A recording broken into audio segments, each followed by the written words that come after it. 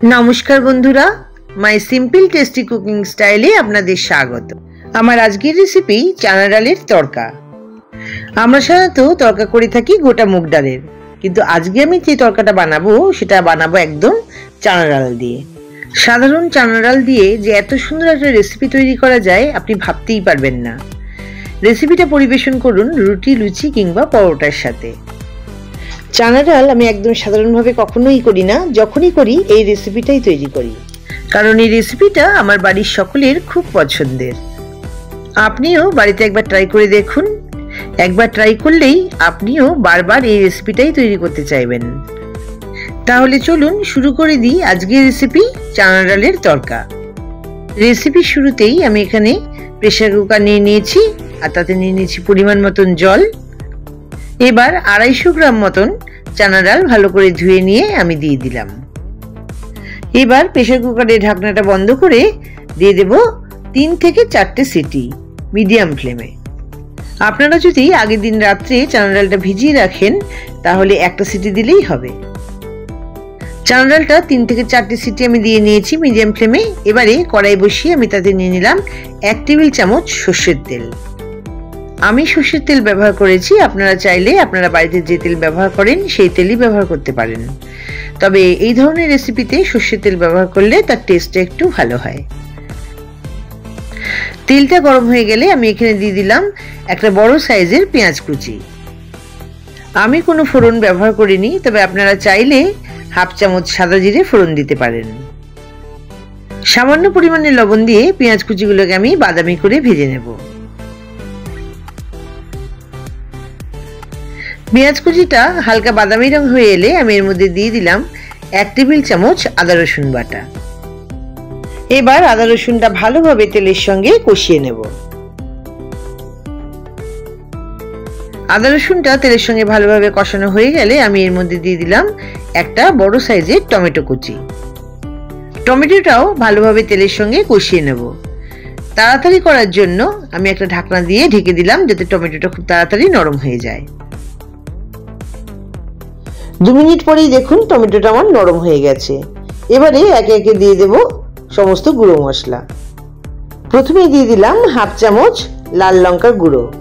যেহেতু চানা ডালটা একটু মিষ্টি মিষ্টি হয় তাই ঝালের পরিমাণটা একটু কমিয়ে দিলাম।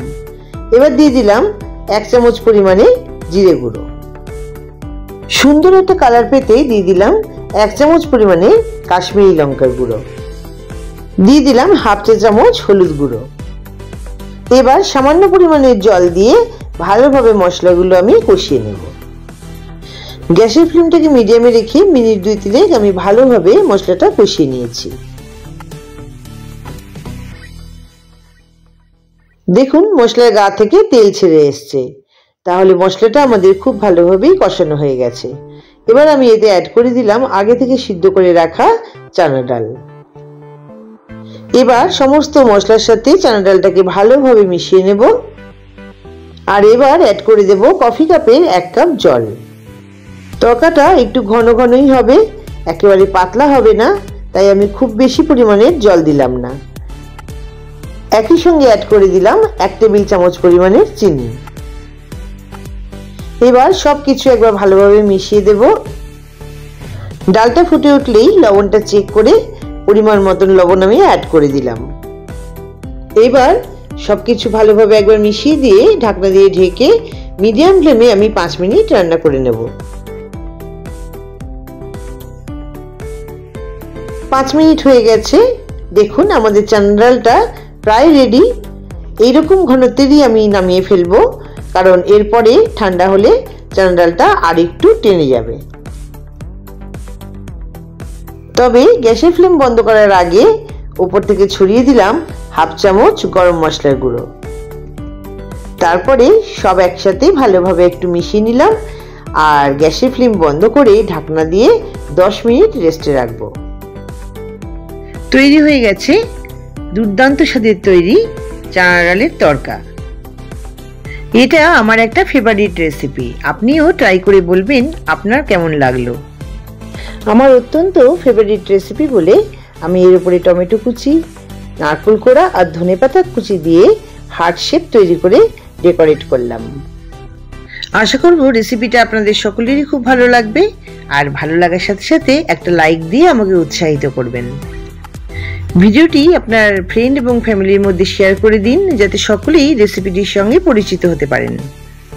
আর আমার চ্যানেলের নতুন বন্ধু হয়ে থাকলে চ্যানেলটি সাবস্ক্রাইব করে দিন, আর পাশে থাকা বেল আইকনটা প্রেস করে দিন, যাতে আমার চ্যানেলের নিত্য নতুন রেসিপির আপডেট সবার আগে আপনার কাছে পৌঁছে যায়। ভালো থাকবেন, সুস্থ থাকবেন।